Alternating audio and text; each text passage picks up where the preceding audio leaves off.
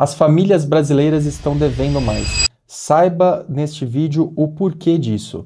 Antes de começar o vídeo, porém, vou fazer aquele meu pedido tradicional. Mais 50% das pessoas que assistem aos vídeos do canal não estão inscritas aqui, então se você puder, marque o botão de inscrição, marque o sininho para você receber as notificações dos vídeos que nós subimos diariamente e me acompanhe nas demais redes, @RafaelAbismusa em todas elas, no Instagram, no TikTok, no LinkedIn, produção de conteúdo diária específica para cada plataforma e tem um podcast diário também comentando as principais notícias internacionais e nacionais com enfoque maior nas notícias internacionais que impactam os mercados.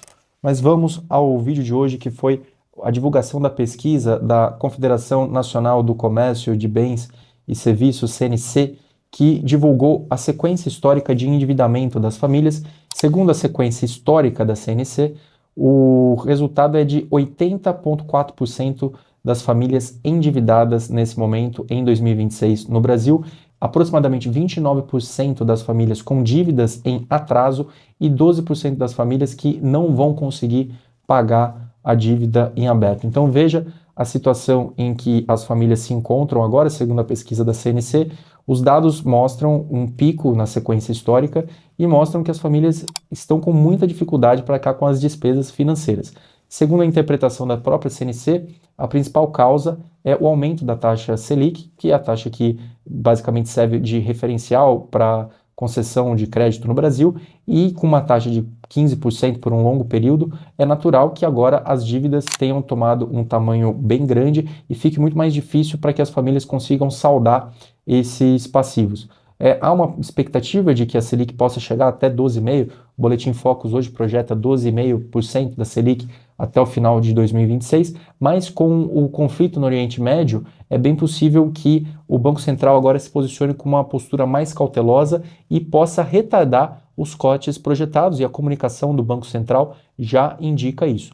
Por esse motivo, o governo federal estuda medidas para tentar, de um lado, conter os ruídos que podem ser levados para a inflação em razão do conflito no Oriente Médio, com alta do combustível, alta do petróleo, alta do diesel. Então o governo já estuda medidas para tentar conter esse aumento que pode depois ter um impacto na inflação, e de outro lado também procura estudar alguma operação que possa levar à diminuição do endividamento das famílias.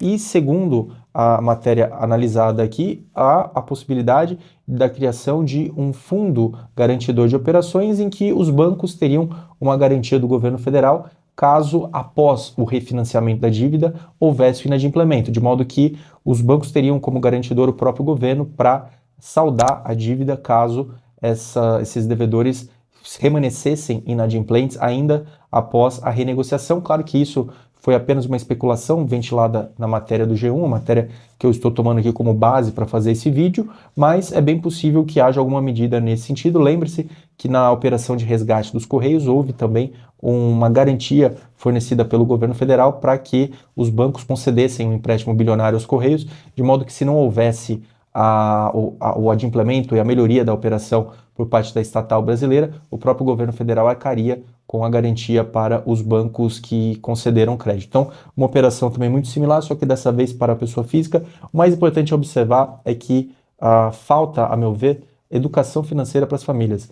Um país com juros muito altos é uma imprudência tremenda que as famílias se alavanquem, que tomem muitas dívidas, porque é evidente que com um juro muito alto fica muito difícil para que as famílias consigam saldar esses passivos, principalmente diante de uma fragilidade econômica. De repente, um membro da família perde o emprego ou acontece algum evento fortuito que leva a uma perda de renda na família e a pessoa se vê diante de um passivo que começa a se tornar uma bola de neve em razão dos juros compostos e não consegue arcar mais com o passivo. Então, a grande lição que nós podemos extrair dessa pesquisa, que é muito alarmante, por isso que preocupa todas as autoridades que traçam as políticas públicas no país, é de que nós temos muita cautela com o endividamento. O ideal mesmo é que as pessoas não tomem dívida. Se a pessoa puder gerir as suas finanças sem adquirir passivos, já é um grande salto e já é um bom caminho para ela se tornar uma ótima poupadora e para que ela possa guardar boa parte de sua renda. Só uma curiosidade aqui, fazer uma parte nesse vídeo, mas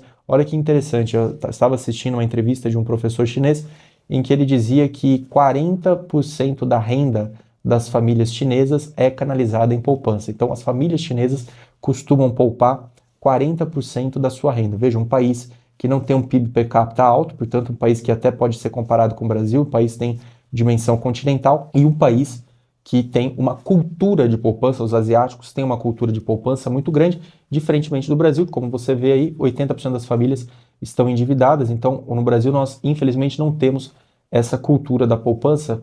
Podemos talvez especular que seja decorrente do histórico inflacionário brasileiro e a perda da credibilidade que as pessoas têm em poupar e investir em razão de problemas financeiros. Tudo isso pode ter alguma relação, é verdade, pode, mas culturalmente o brasileiro poupa muito pouco. Tem um aspecto também cultural que eu penso que essa ideia do deixa a vida me levar, de viver cada dia da sua vez, amanhã eu posso não estar mais aqui. Então todos esses pensamentos imediatistas que fazem um pouco parte dessa cultura brasileira. Quem sabe um dia nós não possamos nos inspirar nos asiáticos, que têm poupado muito. Os americanos também não têm poupado muito, não são bons exemplos nesse tema, mas os asiáticos, aí, os chineses e os japoneses são ótimos exemplos de países e culturas que pregam a poupança e pregam uma vida frugal para que possam canalizar essas sobras em investimentos. Então fica aqui a lição também de países, fazendo um exame comparado, e vamos analisar como é que as famílias vão se comportar com esses juros altos ainda por algum tempo e com as adversidades advindas do conflito geopolítico no Oriente Médio. Se você gostou desse vídeo, não deixe de dar o like, porque assim esse vídeo pode ser distribuído para mais pessoas que assistem a conteúdos similares aqui no YouTube, e isso me ajuda a crescer o canal.